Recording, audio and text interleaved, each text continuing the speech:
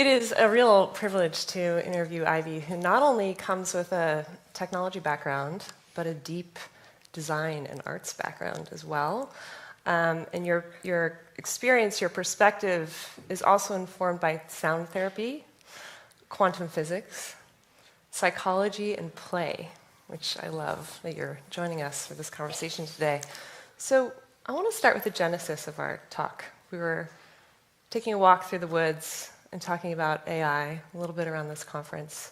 And you noted that this is a gesture of Mother Nature or the universe, with her somewhat strategic mind or strategic ways, an incredible sense of humor.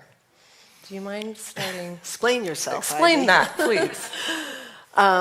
Yeah, we were taking a walk through the woods, and I said, I think we've been optimizing for productivity and efficiency since the Industrial Revolution, almost training ourselves to be like machines. And I said to Cecily, Mother Nature has a sense of humor because she's saying, okay, you humans, here come the machines.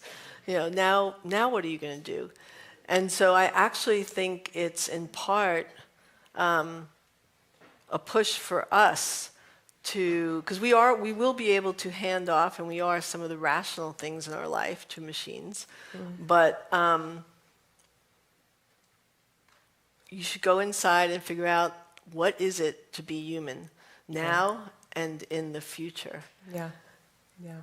And what sets us apart? I love this provocative angle that you take, and you did beautifully, obviously, in your book most recently, that we actually need, as a species, this space and time to explore and experience our senses. Yeah, so I wrote a book with my co-author, Susan Magsamen, who's the director of the Arts and Mind Lab at Johns Hopkins, and she had cold called me. It was LinkedIn, and I get about 300-400 requests a day, and I go, no, and I swiped right when I saw the Arts and Mind Lab, my two favorite things. What could that be? Because I started as an artist. And we got on a call. She said, I'm creating this luminary scholar board. We've now proven that arts and aesthetics, or the science of neuroaesthetics, change our brain and body. And I said, well, I know that. And I said, but I think it's amazing. It took me a minute. Whoa, you could prove that now, what all of us know intuitively? And I said, let me hear more. And so a 30-minute conversation turned into 3 hours. And then when I saw all the science behind the fact that it is our birthright to be either a maker or beholder of the arts and neuroaesthetics, and that it's critical for our health and well-being, all of a sudden everything came together for me, and it was, this is so important for people to understand. This was before AI got amplified. I just felt it was, because of all the mental health, so important. And then with the amplification, I'll call it, of AI, it becomes even clearer to me, because machines can have sensors, but they don't have sensory systems. And we are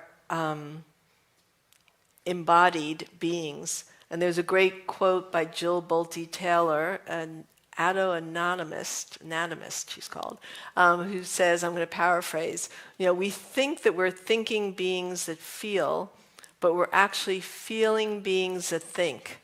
And once you really take that in, embody that, it changes your lens. Because, we're taught not to feel sometimes when we're kids.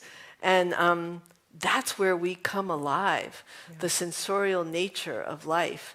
And I think, I'm a big believer in the tension of opposites. And I think that this is in part what we're being confronted with now, is what do we want to be as humans, and go backwards a little bit to move forward. And when I say go backwards, to really, indigenous tribes, and still today, they didn't even have a word for art, because storytelling, dancing, singing, that was the way they lived their life.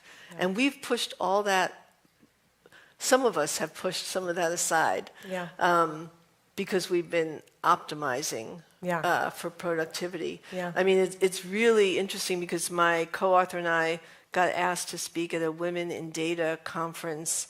And I said, why us as keynote speakers? And she said, Ivy, I'm panicked that these kids who are going to be, in part, programming our lives for the future, they've put aside the guitar they used to play, the paintings they used to make, because their parents have said to them, you know, to get into these good tech companies, you must just take computer science, just take, just focus in one swim lane.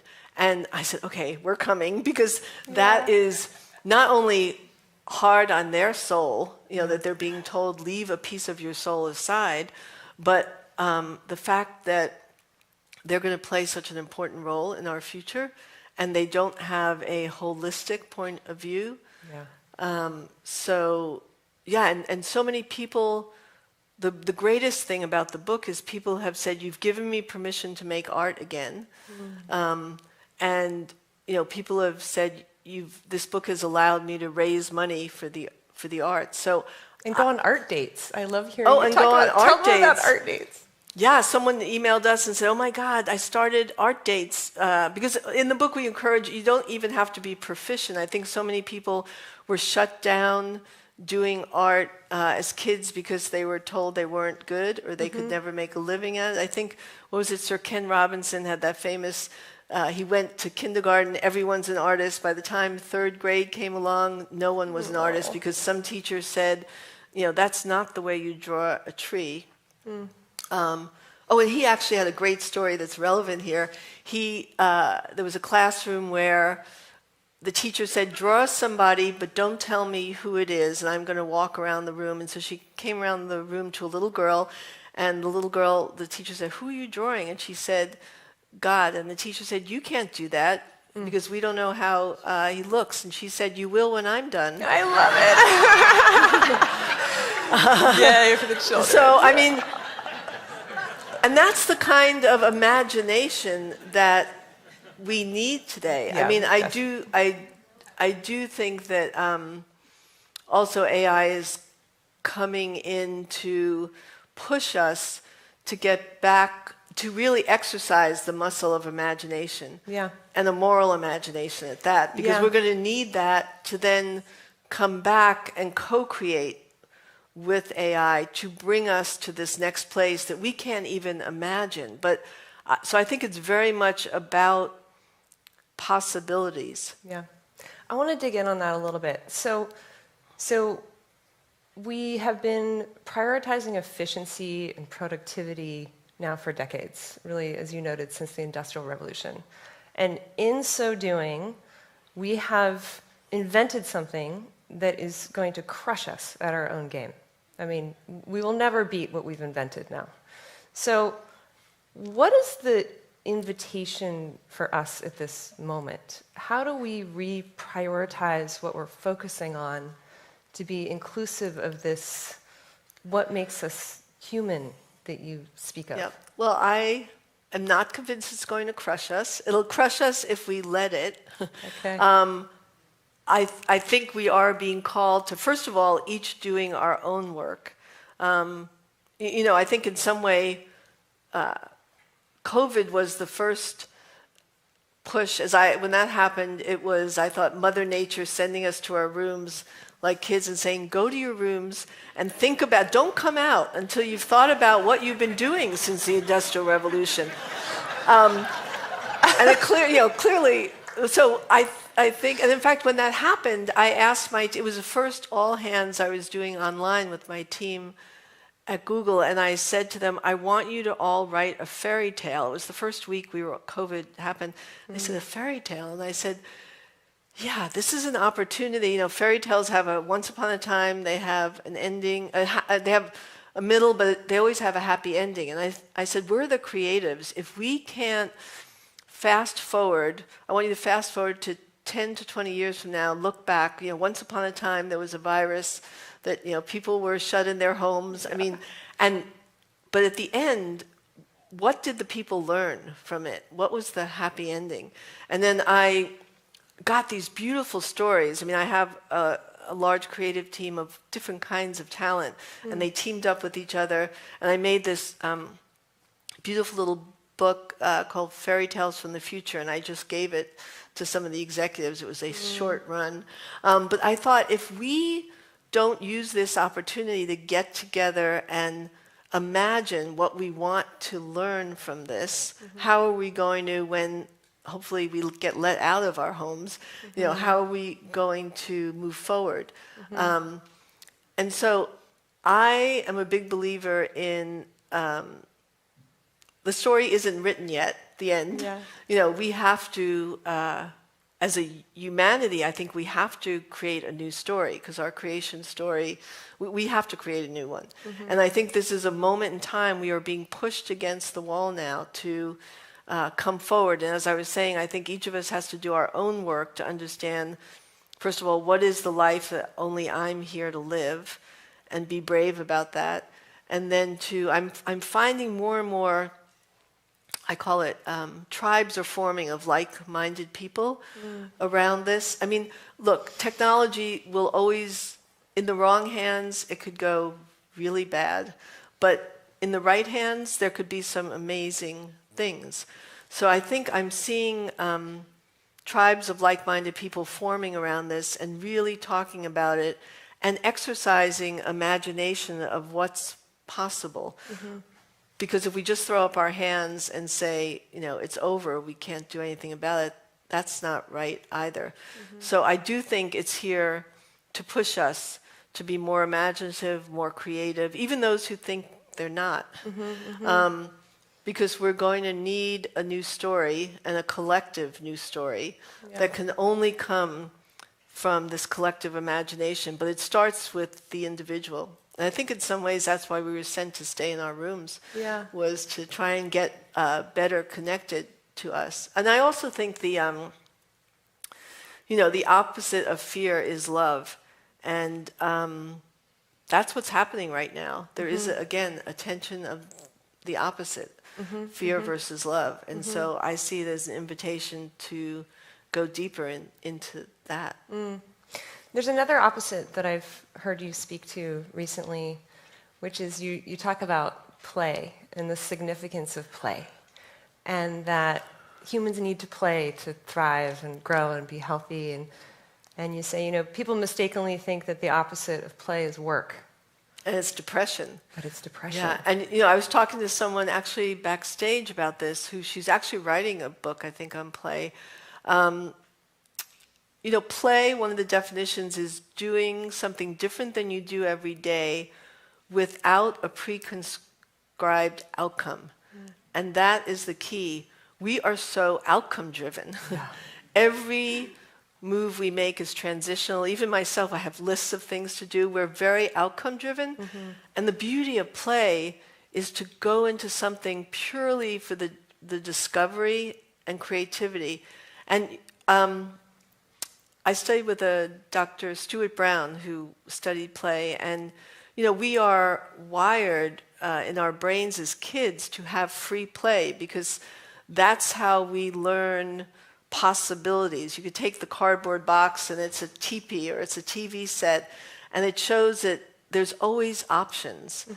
And even kids that don't have free play today, he had done some research, and some of them turn out to be these kid killers in schools who, because they never made those synapse connections, when they get boxed into a corner, they don't understand there's options, so they shoot their way out. So this idea of play is serious business, because play teaches you there's always other ways to do things versus what we think. So I'm a big proponent of play, and a big proponent of now we need to give our brains, we need to get out of our minds a little bit and into our bodies, and we need to play more to discover some of the possibilities.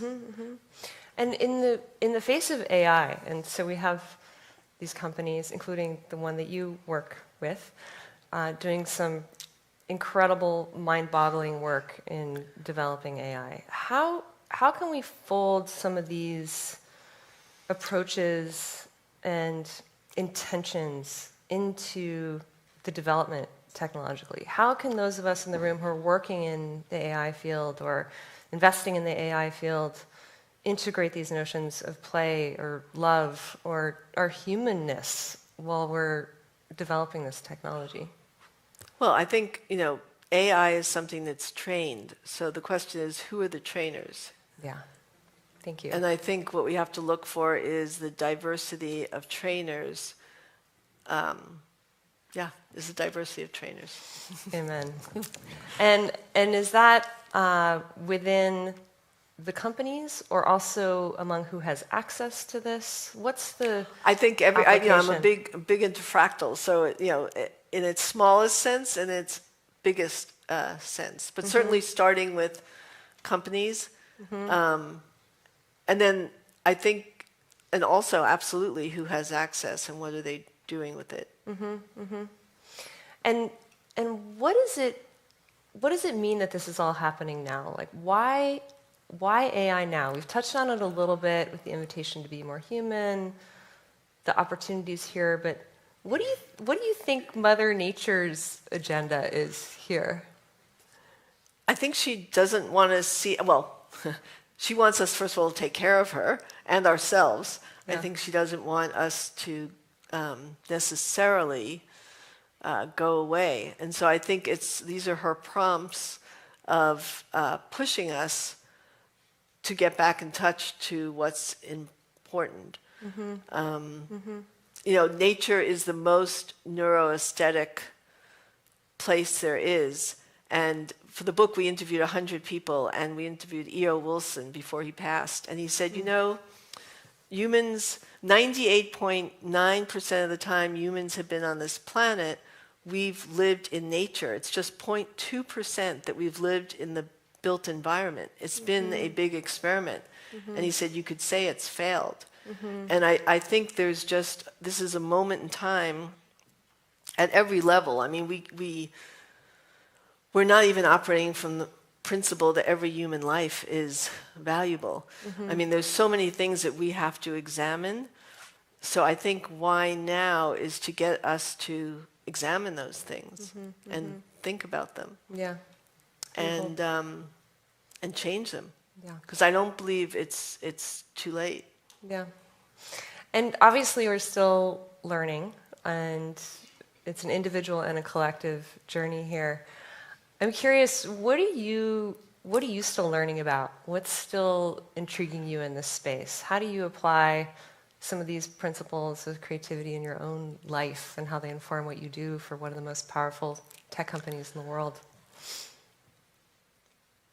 Well, I think I first am very careful to keep myself inspired. It's like you have to be inspired before you can inspire others. Yeah. So I absolutely, I've studied sound and vibration for 30 years. I've studied meditation, the mysteries of life. I mean, I am a lifelong learner, and I am all about connecting the dots in terms of what I see and feel. And so I'm learning how to feel my way into the future. I love it. Any invitation to us and how we can maybe opt more into our own humanity as we try to navigate this new field? Yeah, I mean, I would just say,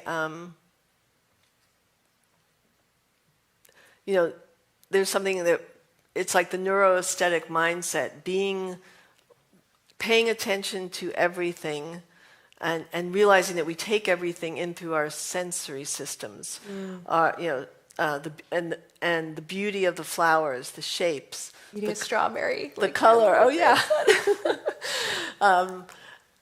So I would say walk in the world and first of all, be in relation to everything, relation to each other, to the natural world, and pay attention to what gets your attention. Yeah, I would say that is really my advice. And imagine what's possible, because I think thoughts are electromagnetically charged. Yeah. And I do think the thoughts that we send out, those magnetic charges find each other. Yeah. And hopefully that can connect to bring us to a positive outcome of, and stay curious. I mean, stay curious about, I mean, that's why I love gatherings like this. We should be asking these questions and be curious about all the pros, the cons, the possibilities. But I would say go within and, use your sensory systems, pay attention to what gets your attention, and send out good vibes. Thank you so much. Thank you, Ivy. You're welcome. Thank you.